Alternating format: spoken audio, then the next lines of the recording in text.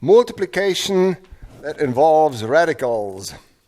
So really what I'm going to be doing with this is exactly what we have done before. We are going to multiply this out using our foiling method. The first, the outer, the inner, and the last. So the product of the first, that is the square root of x, times the square roots of x. The product of the outer, that is a negative 3 times the square roots of x.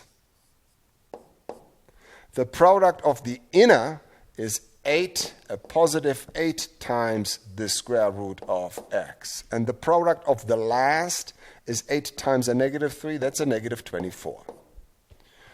The first, the outer, the inner, the last.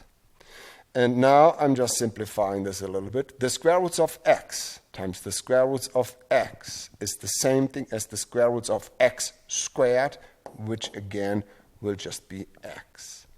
And negative 3 times the square roots of x plus 8 times the square roots of x, these are like radical terms that you can combine. It's the same as like terms when you combine 3x squared and 5x squared, for example. I have a negative 3.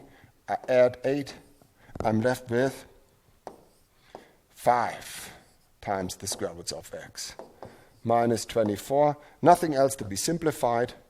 Done.